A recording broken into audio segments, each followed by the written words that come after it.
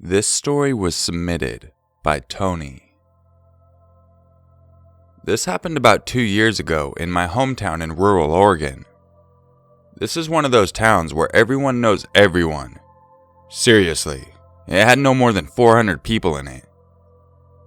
At the time I was going through a depressing part of my life. I had just dropped out of high school and was couch hopping between friends and family.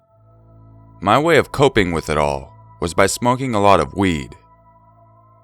I had this one smoking friend who lived on the other side of town, who I'd visit almost every day. I'd spend most of the day at his place just smoking and playing Black Ops or something along those lines. Then at around 11 through midnight, I'd start my walk back to my sister's house, whom I lived with at the time. It was a 2-mile walk, but I loved it. There were never any cars or people. It gave me time to get my ducklings in a row, as my grandma would always tell me. One night I was halfway through town walking by the high school, and I noticed a silver Honda Civic with Washington plates was parked in the parking lot. This seemed odd to me, because tourists never came to our town, let alone parked in a school parking lot at midnight. I kept on walking down the road. The school was to my right, and to my left was the river. There's about 30 yards of brush and timber between the road and the river, with a little trail for swimmers and fishermen. As I'm walking by the trailhead, a man with a full mustache and beard, ratty clothing, ball cap, and aviators just all of a sudden appears from the trail. He immediately goes and sits down on this little bench by the trailhead and begins to stare at me. I pull my headphones out as I walk by him and casually wave and say, "How you doing?"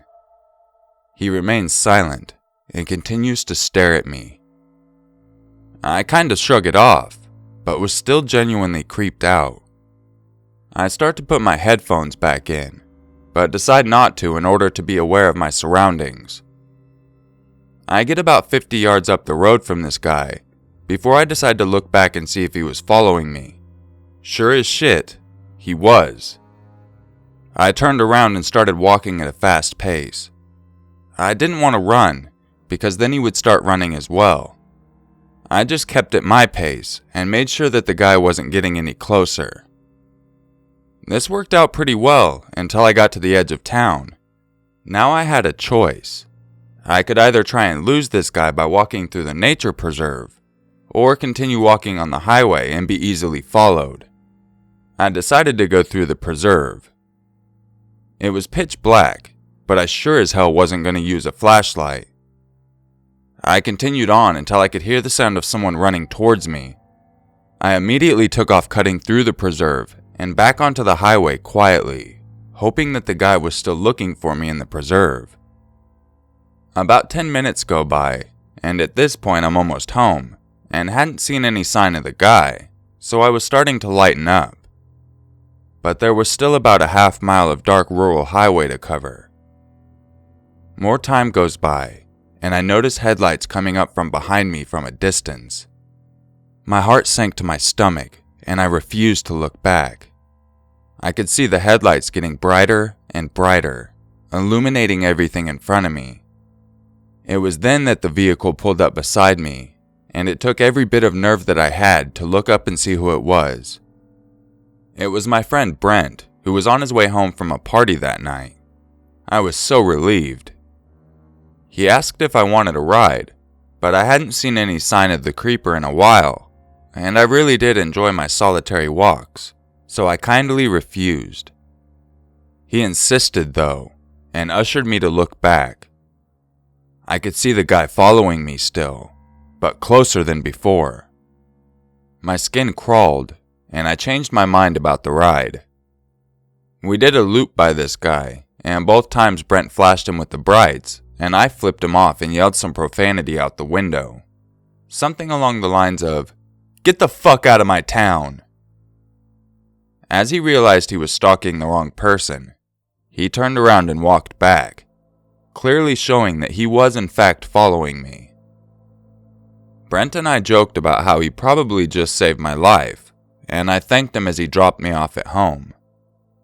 It's good that the creeper didn't see where I was living, But later that night, my sister's dogs went absolutely nuts, and they only do that when there's someone walking on the highway. Nothing else happened that night, though. I thought it was all over with, so I had no problem walking the same route the next night. I was wrong. Again, as I walked by the high school, I saw the same car parked there. I knew it was his. He was nowhere in sight, but I'm sure he was watching me. I made it through town okay, but I got near the place where Brent had picked me up the night before, and I started to see lights again. This time it wasn't Brent. It was that car.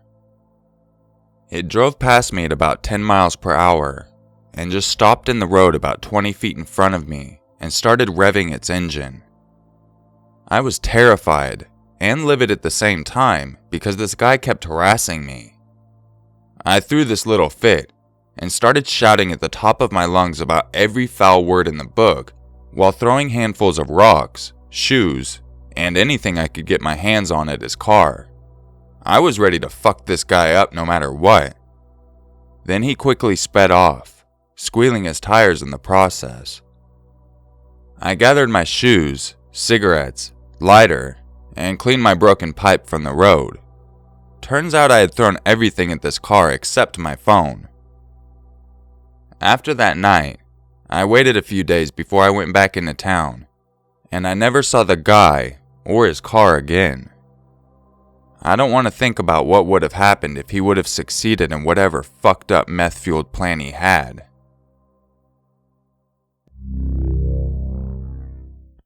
R. This story was submitted by Jeremy. I will give a little background first.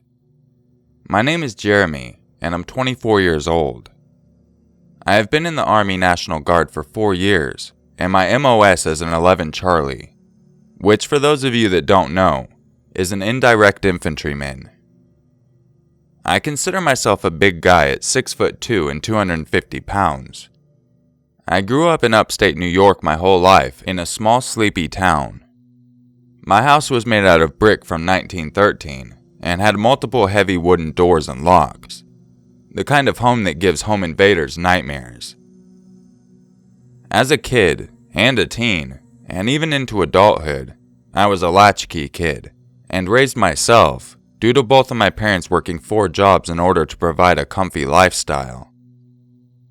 One night as my father went to bed and my mother was working nights, I was once again alone, left to my nightly ritual of gaming on Battlefield 3 and chatting with my squad members about what to do. We have to smoke outside on the back deck that faces out towards nothing but black forest at night, with only a small door light off to the side of my deck.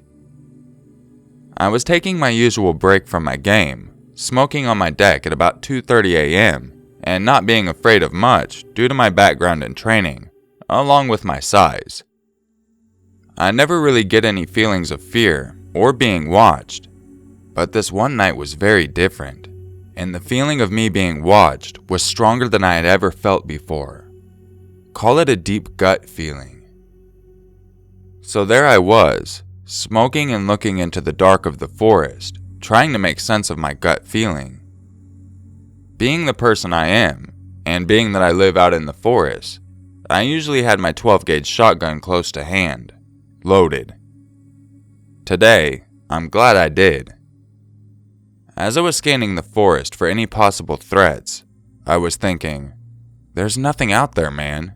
Just relax. Just as I was about to convince myself my gut was wrong, there it was. Or so I thought. I quickly cut out my only light, stomped out my cigarette, and grabbed my gun. My eyes slowly adjusted to the dark. Thankfully, the moon was almost full, so the natural light was very good and clear. I could see a human figure standing at the edge of the forest line, about 30 yards away. I slowly got into the prone position and just laid on my deck, gun in hand, for about 15 minutes. I never took my eye off whoever this person was. Finally, the figure started to move towards my house. I believe not knowing that I was waiting.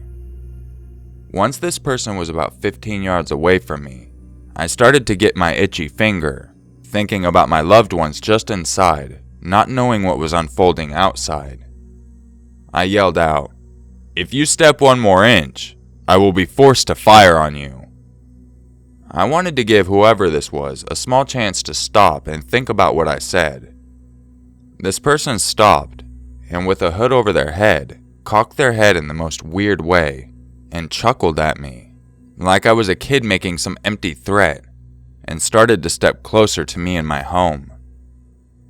My mind raced at that point, and I pulled the trigger and let off a blast just to the left of the person, as a warning shot. I'll tell you why. In New York State, there's a strict law against shooting and killing a person that's just on your lawn and not in your home. As I let off the shot, and racked my second one into my chamber, that was enough for the person to realize that I was not fucking around, and they sprinted back into the darkness of the forest. At this point, my father was awake, and came running downstairs to see what the hell was going on. I told him everything that happened, and he called the police. About 17 minutes later, the police arrived, and I gave my report of what happened. The forest was searched, but all that was found was someone's freshly abandoned camp, about 75 yards into the forest from my lawn line. The police then told me about 2 other break-ins around my area, one in which someone's dog had been badly beaten and mutilated. To this day, I'm still thankful that it was me on the deck smoking, instead of my father, mother, or fiancé. I don't want to imagine what would have happened.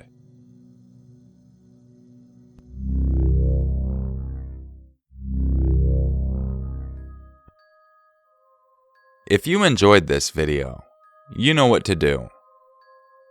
If you would like a chance to have your story featured in an upcoming video, make sure you check the description on information on how to submit your story. Now, in the first story, I really think in that situation you should have notified the authorities. Yeah, I could see how you thought it might have been over, but in the same sense it's still a good idea to let them know what's going on, just in case someone else goes missing that night. You could have been the one person that actually saw the person, and maybe even saved someone's life in the future. Thankfully it didn't come to that, and you haven't had to worry about the guy since. But next time, just keep in mind that you should call the authorities and at least notify them of some suspicious behavior. Now for the second story. First off, before I get into my thoughts, I'd like to thank you for your service. Now in this situation, I think you handled it pretty well, obviously, because no one got hurt and the person left. Unfortunately, you weren't able to find out who it was, or where they went, but obviously you spooked them enough to abandon their camp, which is always a good thing. I would highly recommend getting some floodlights for your yard. I hope you all have a great day, and I'll catch you in the next video. And just remember, it's always scarier if it's true.